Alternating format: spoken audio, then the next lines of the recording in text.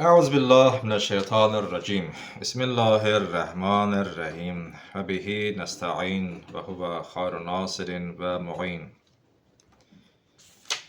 Rabbi şrahli sadri ve yessirli emri ve hlul ugdeten min lisani yefkahu kavli. Olmuş şeytanın şerrinden Allah'a sığınıram.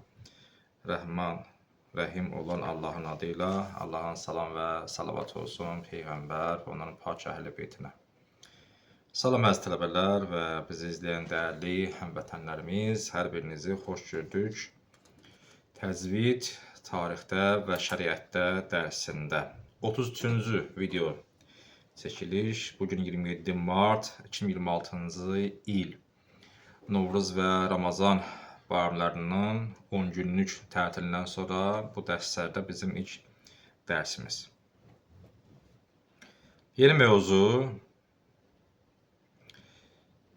qiraətdə qət həmzəsi və vəsil həmzəsinin şər'i hökmü. Qiraətdə, yəni oxuyan vaxt, istər Quranda olsun, istər namazda olsun. Qət həmzəsi və vəsil həmzəsi. Yəni, həmzə yəni ki, əlif. İndi həmzə, əlifin kimi fərqi var, o ayrıca bir dərslik idi. İnşallah qalacaq, fikrim var, inşallah görək, o barədə bir şey eləyəcəm. Həmzə yəni ki, əlif də deyək. Əlif bəzi hallara gəlir hərəkə ilə, bəzi halda olur nə? Hərəkəsiz. Birinə deyirlər qət, birinə deyirlər nə? Vəsil həmzəsi, birləşdirici. Məsələn, içində hərəkəli olanda, hərəkəli. Məsələn, ənəmtə. Burada ənəmtə əlifin üstündə fəthə var. Bu o zaman nə? Qət həmzəsi. Bəzi hallarda isə hərəkəsi yoxdur. Ondan əvvəlki, ondan sonraki hərflərə birləşərək oxunur. Məsələn, Ər-Rahmanir-Rahim kəlməsində əlifin üstə hərəkə yoxdur. Bu vəsil həmzəsi getəcək bu. Biz bəs niyə orada artırırıq? Əliflama görə. Ki, bunlar bilirsiniz, əlifbanın dəstəridir. Bu arada fikirlər var. Qət həmzəsi və vəsil həmzəsi haqqında. Yəni, biz bunu oxuyaq, oxumayaq. Qısa konkretlik oxunmalıdır. Məsələn, Bismillahir və yaxud da əksinə oxunmalıdır. Bismillahirrahmanirrahim. Elhamdülillahi Rabbil aləmin. Bu, vəqflə oxuyanda, yəni birinci ayəni, ikinci ayə birləşdirməyəndə, birinci ayədə vəqf eləyirsəm, Bismillahirrahmanirrahim.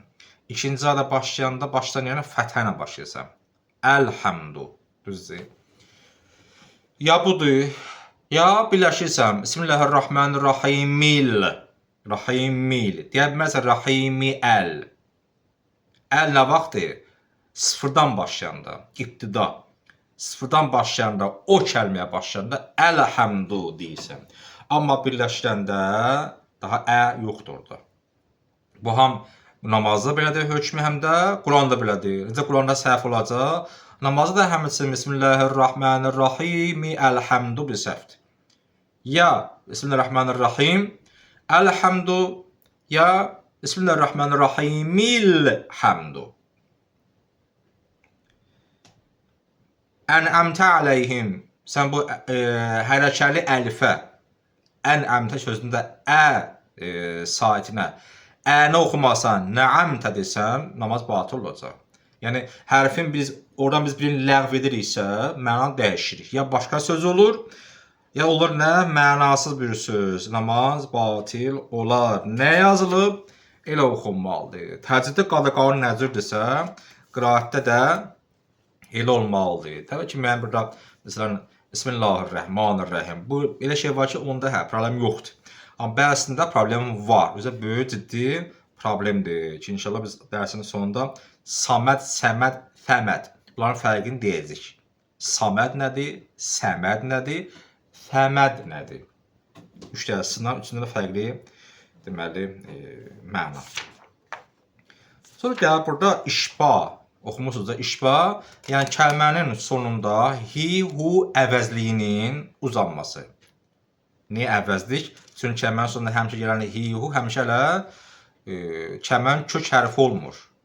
Bəzi halda kök hərfidir, Allah sözündə olduğu kimi. Bəzi halda isə nədir? Əvəzlidir. Bu bilirsiniz də üç növdür. Yəni cövhəri, səkt və iskan. Deməli, hərəkəli kök hərfi, hərəkəli əvəzlik, hərəkəsiz, deməli, hərəkəli kök hərf.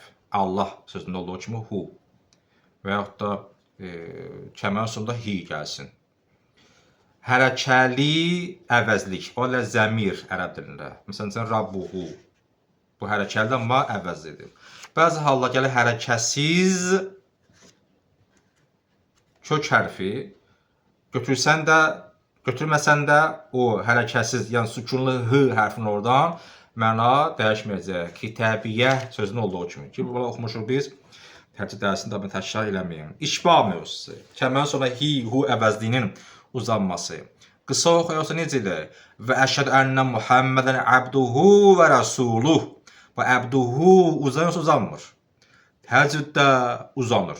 Çünki hu əvəzlidir, zəmirdir və onun uzanmasından heç bir maniyə yoxdur deyə oxumuşuq bunu əlifbada, uzanmalıdır.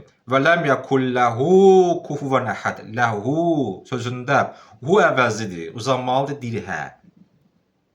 Burada bəhslər var, deyir qanun budur. Sən əbduhu və rəsuluh deyə bilmərsən. Təcviddə olan qayda qanun, Quran-Kərimdə olan qayda qanun, namazı da lazımdır ona əməl eləyəsən.